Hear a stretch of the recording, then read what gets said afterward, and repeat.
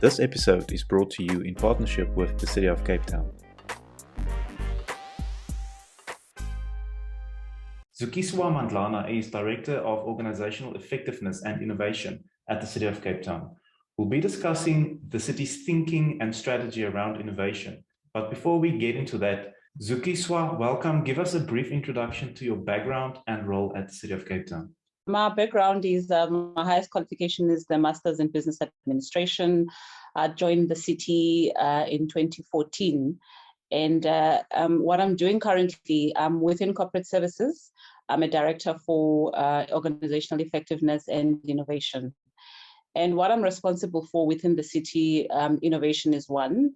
Also, business improvement is one of my responsibilities as well, including organizational development as well as transformation and employment equity. So that's my portfolio within the city.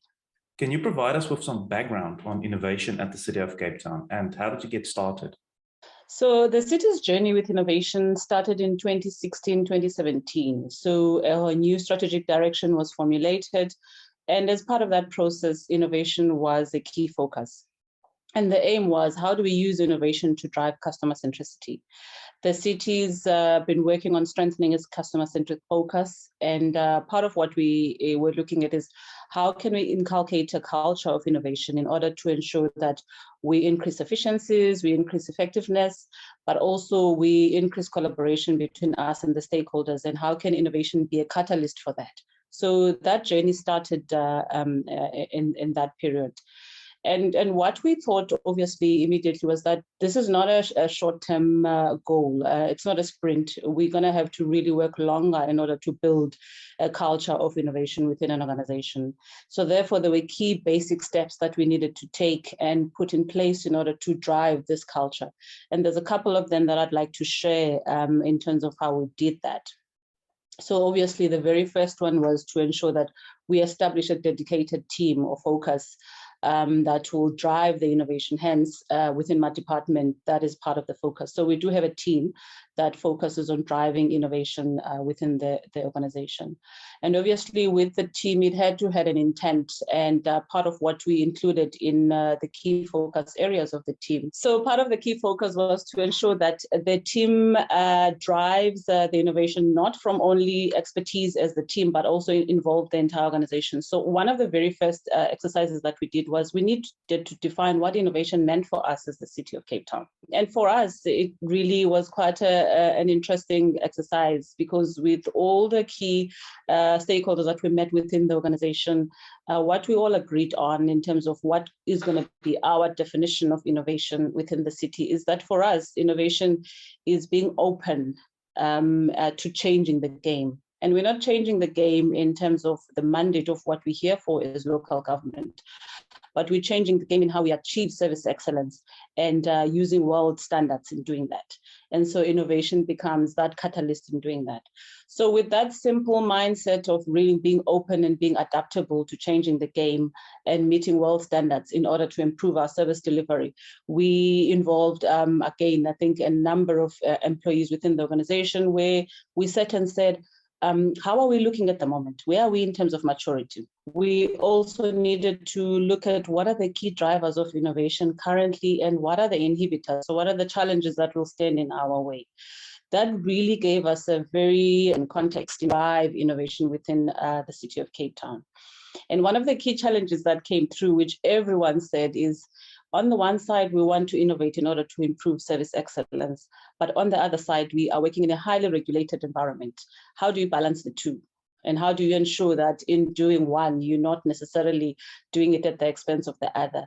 So I think with that paradox, it was clear for us that we needed to create innovation as a local government sphere within a context of regulatory environment in a way that will be unique to us. So it wouldn't be similar to what private sector will do, but it will make sense for what we intend to do in terms of service delivery. So what we then, out of that rich understanding, what we then decided that in order for us to win and be able to create this culture, how do we pace ourselves? What are the key two areas we needed to focus on? And we identified two. We said, if we intervene at a process level, where we can create opportunities for us to be efficient, to be effective, using innovation that we can be successful on. Culture was another key focus areas that we knew that we could use intervention to drive the behavior that we need in order to be customer-centric. So we did that. And with culture, it's really around how do we inculcate the behavior of people feeling as if anyone who does anything within the organization can contribute with an idea. And how do we reward and recognize that? And how do we celebrate the successes publicly so that it doesn't matter where the idea came from? When it's implemented, the credit and the celebration becomes due to the person who promoted that. So that was quite a lot of work that we started then, which we are continuing to do. And as I said, key focus areas being the process as well as the culture in order to build a long-term focus around innovation. And how did you decide on the measurement of success? So obviously it was quite important that as we embark on this journey and inculcate the culture of innovative thinking, that we measure ourselves, because we wouldn't be going to the world and saying we're successful based on what. So it was important for us to look at what is available out there in the market. And to do that, we partnered with external stakeholders who helped us to look at what are the indices that are there that we could use to measure. And there is an innovation maturity measurement tool that we then were introduced into, which we use to measure ourselves. It's a Likert scale between 1 to 5, where 1 being you're still at a basic level of maturity, 5 being you are completely leading in innovation. What it means is that your innovation is currently embedded in culture. And that's where we want to be. We want to be at 5. So we embarked on that exercise, and it came out, our results came out that we are at 2 currently. At the time, though, we did that in 2018. And at the time, it came out that we were at level 2. Level 2 meant that we have some success, but we still have, quite a lot to build into ourselves to get to a point of having innovation as embedded in our culture. And so there were key focus areas that we tasked ourselves to focus on in order to get there. And they included ensuring that we needed to build more competency of innovation. And that included people understanding the innovation processes that we could use, people also being involved in ensuring that they ideate. So how do we create that culture of ideation within the organization, and ensuring that leadership sets the tone around driving innovation within the organization. And so we've been working on all of those actions ever since then. And we are going to be undertaking another measurement soon, which will give us an indication of how far we've gone. But from what we've done so far, we could see that we've already straddled between the 3, closer to a 4, 3 being that implementation is at enterprise level. And so those are the key focus areas that we're looking at. And so, yes, we have measured ourselves and are working with the results of what we've gotten. And we are going to be measuring ourselves again just to see where we are at. The goal being that we want to ensure that we've got an innovation embedded in our culture. And was there an international benchmark you used to compare the innovation maturity at the City of Cape Town with global cities?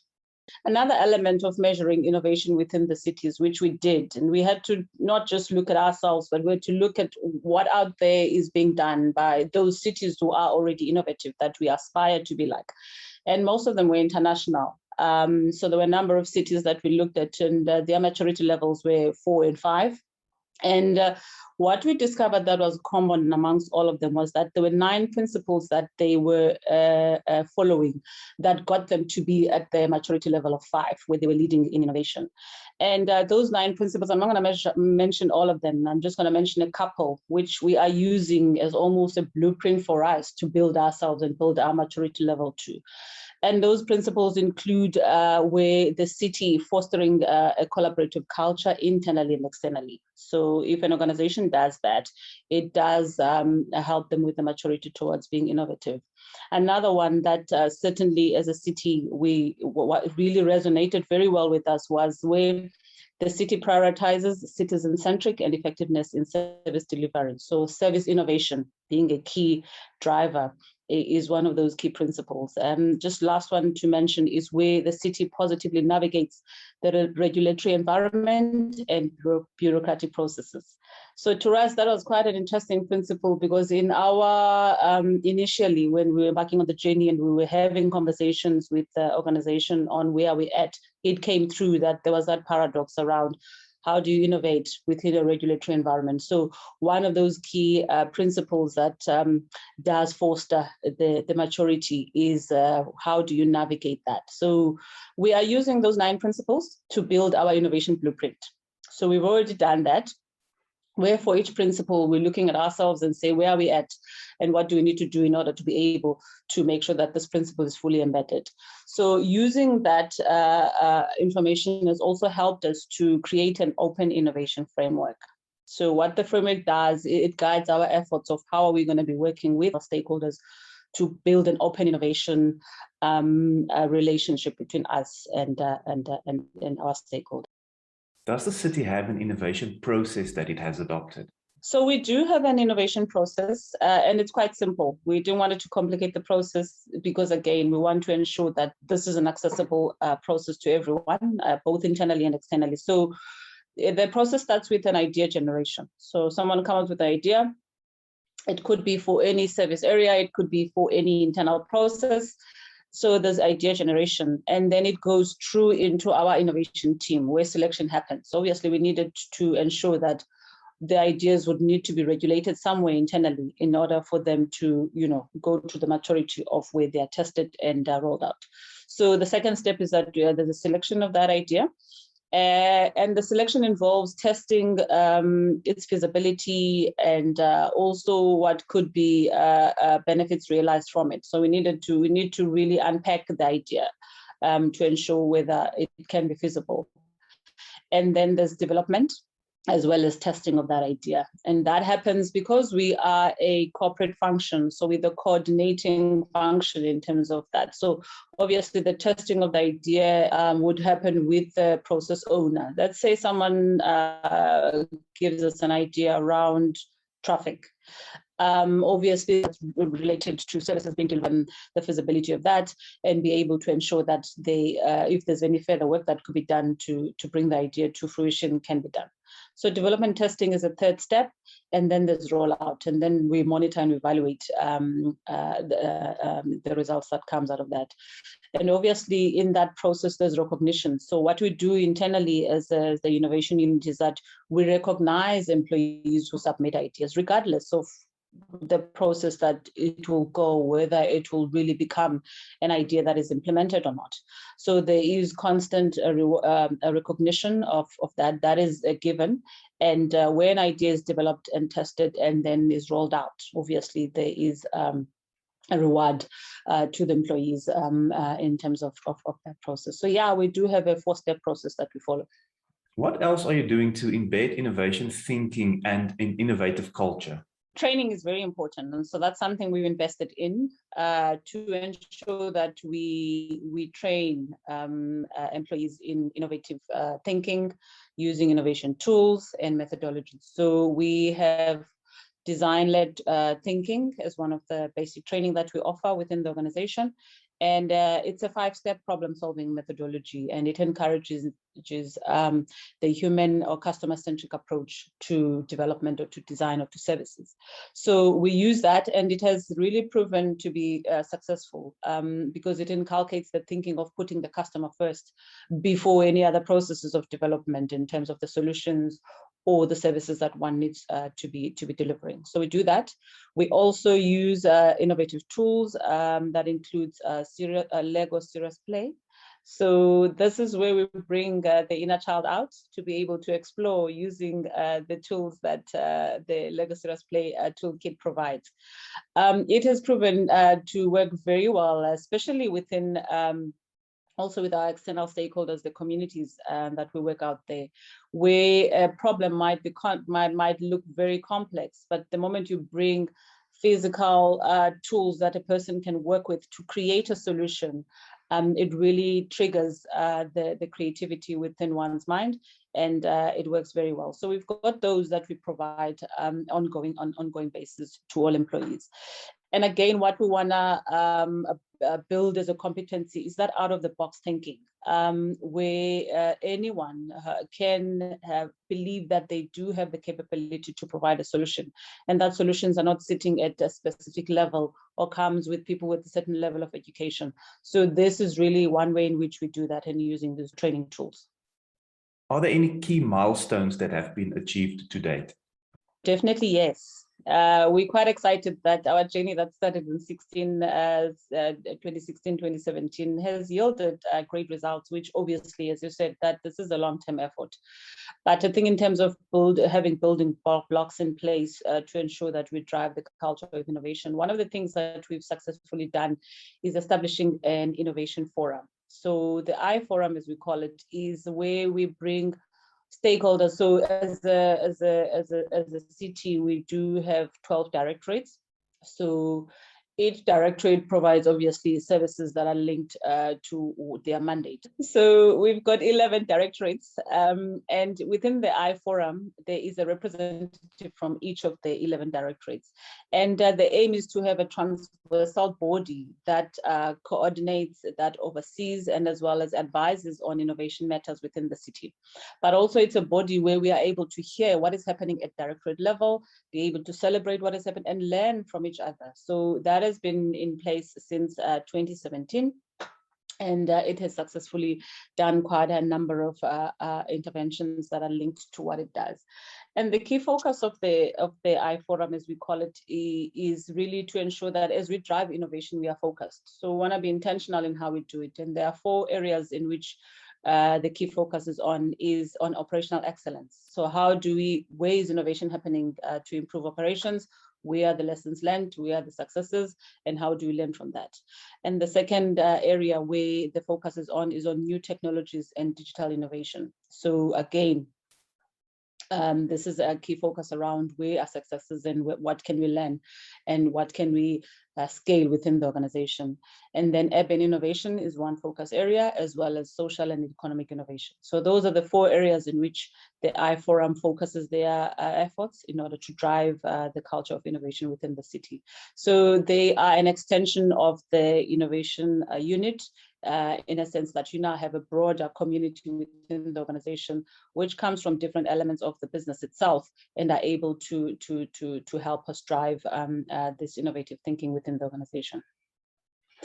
And the second milestone that we're proud to have achieved is where we created physical spaces, innovation spaces within the city. So in one of our offices, which is the Civic Center, we've got 2 physical spaces. One is called the Think Tank. The other one is called the Idea Factory. This is a physical space where a person or a team, we encourage teams to come and ideate and either have workshops that creates an environment where they can be able to ideate and their creative juices flow. The way they are designed, the tools that are there are meant to create that feel where you can come in and your juices flow. So it's not a normal office space that one is used to, but it's a space that's meant to ensure that your creativity is encouraged. So we've got those 2 physical spaces.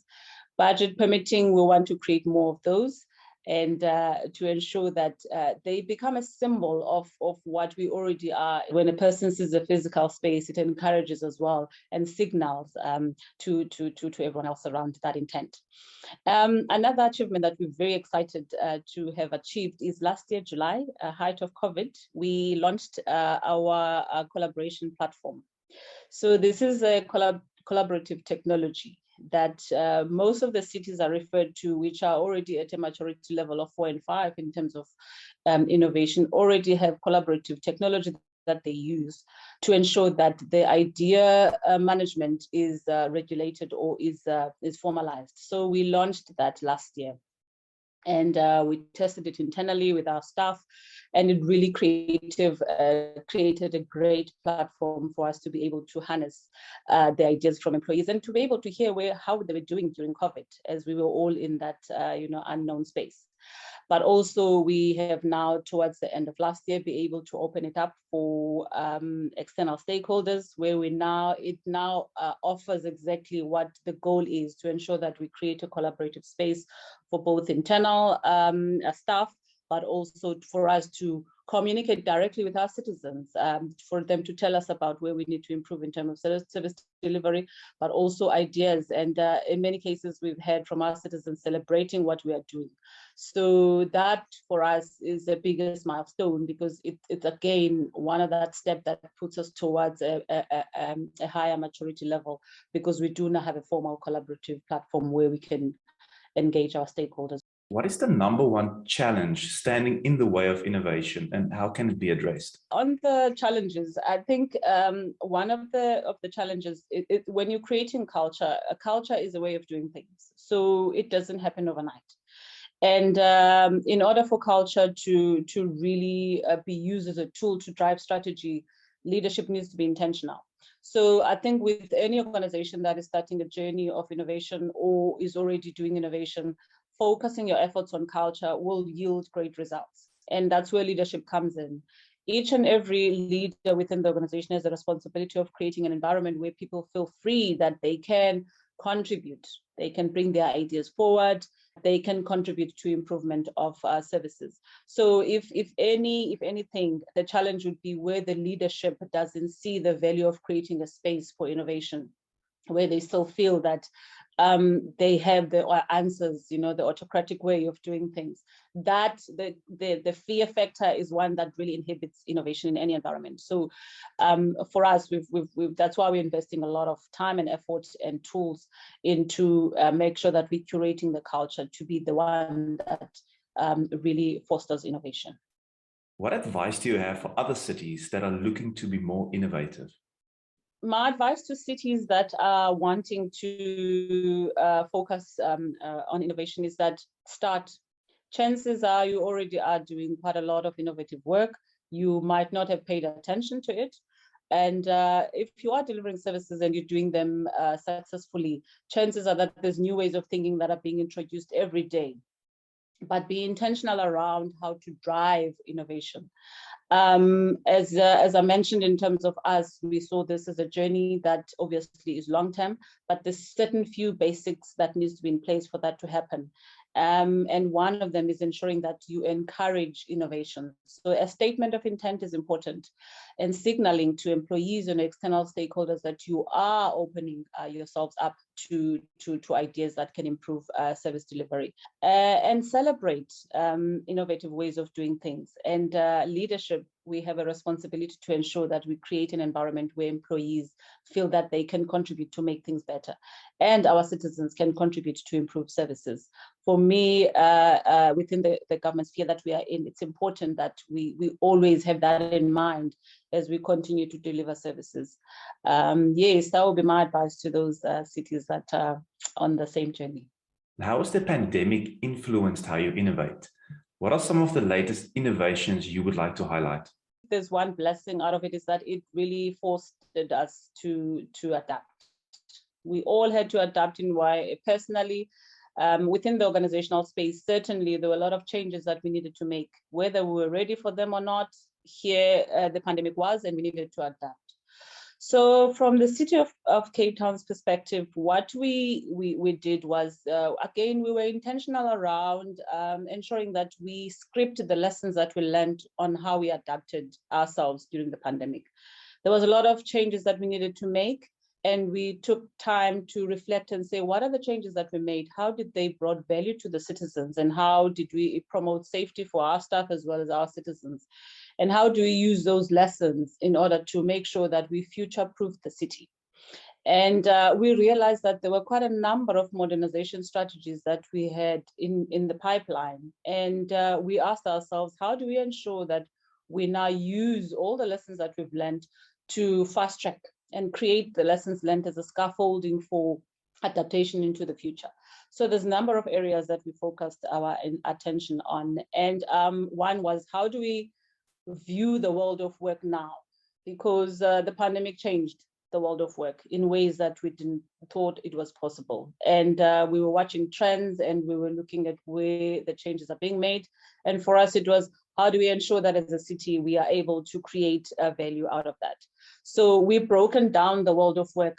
We created a program called Future of Work. The Future of Work program is meant as a strategy to drive systemic change within the organization, but also a change that's not meant to just respond to the pandemic, but post-pandemic strategies. And we categorized how we focus on the future of work into 3 categories, one being the work itself. Where are the opportunities for us to reimagine the work that we're doing, to optimize, to put efficiencies in place, and to rebuild where necessary? The second focus is on the workforce, the people side of what we do. How do we ensure that we create opportunities to understand whether the skills that we have, are they going to serve us into the future? And do we have opportunities where we can be able to build the future skills right now? So that's the biggest focus at the moment. And the third one is around the workspace. I think with the introduction of a worldwide experiment of working from home, it became quite clear that we needed to adapt. And within the city, we already had a program in place before the pandemic, which was the flexible working program.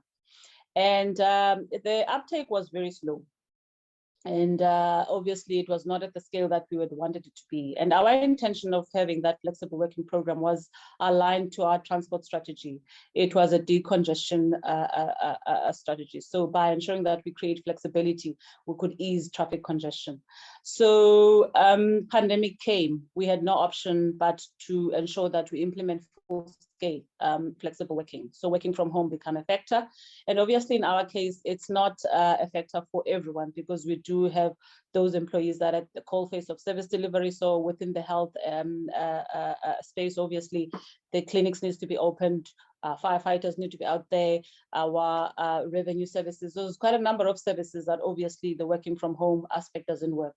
But where the work is office-based and an employee can be able to be productive outside the office building and can do that at home, that was an avenue where we explored what could be done. And obviously with the pandemic, we immediately adapted, provided employees what they needed in terms of technology to be able to be productive.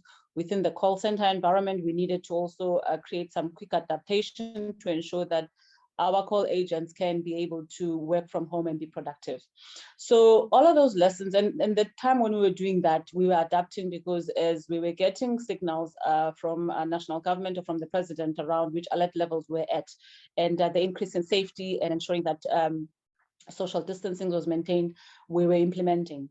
So we took a step back towards the end of last year to say, out of how we adapted, how can we ensure that going forward, we curate a culture of a hybrid working environment to ensure that flexible working program where it is appropriate is implemented, but also balanced with ensuring that where is availability is needed within the office environment. So those are some of the strategies that we are currently working on to ensure that we guide the organization going forward on how can flexibility work, but also being mindful around the culture we want to create. Because again, what has emerged in the world of work is that working from home as opposed to be in the office environment, what are the benefits and what are the some of the costs that one needs to look at in terms of the impact to culture.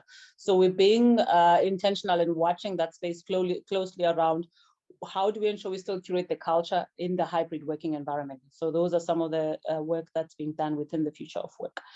And one of the key lessons also that we learned is that we were driving a modernization strategy linked to how do we become paperless, and as part of our huge digitization. And again, during COVID, we're working from home. There's no way you're going to carry a paper from one person to another one to sign. So we had no option but to create ways in which we improve that process. And a big blessing is that we became paperless, boom, overnight, because the situation forced us to. And we were like, we're not going back. And now that, we are able to work from the office and as well as at home, we're not going back to introducing paper into the environment. So the document signing or report writing process is paperless. We're using electronic signatures. The efficiencies that we gained in that are amazing. And I think what is encouraging is the fact that it has become a way of a norm. At first, it was, oh my goodness, how am I going to approve all of these reports? You know, it might have looked like, oh my goodness, this is not going to be easy to do. We became so used to it that now I can't imagine myself sitting and having a pile of reports to sign, you know, on paper. It's easier to do it electronically. Within minutes, it's gone. So, and those are the lessons that we're saying we can't lose that value. How do we ensure that going into the future, we continue to build on that and even introduce more efficiencies where we needed to. So there's a big focus currently on our processes. Which ones can we immediately optimize and automate? And also what we're doing within the work category of our future of work is we're looking at, we've actually done that between October and June this year. We've done a functional analysis of all the processes that we use to deliver services, where we've created a business process architecture, where we are able to say to the departments, this is how your processes look like. We've mapped them, and these are the opportunities where you can improve. And again, the improvement is for the customer benefit. It's not for the improvement for, we're not a profit organization, obviously. So where can you create efficiencies in order to create value for the customers? And where are the opportunities for you perhaps to automate? Because again, as you might have spoken to my colleague who drives our IS&T, there's quite a lot of great work that's being done in the system space. And so how do we ensure that we create processes that are ready for those implementations of our systems improvement? And so there's a big focus on that currently within the future of work. And the last focus is, as I mentioned, that it is within the workspace. Now that we are able to look at the value of flexible working hybrid environment, how do we fast track the hot desking to ensure that when you are in the office, do I still need the formal office space that I had? If I'm only there for less than I used to be there, how can I ensure that we maximize the use and optimize the use of space? So those are the key strategies that we are currently working on and finalizing within the organization, and to ensure that we future-proof ourselves so that whatever pandemic or whatever shock or stresses hit us as an organization, we are ready and it's not going to impede our service delivery. Our customers can be sure to continue having services from us, regardless of what we are faced with, because we would have created that shock-proof service delivery.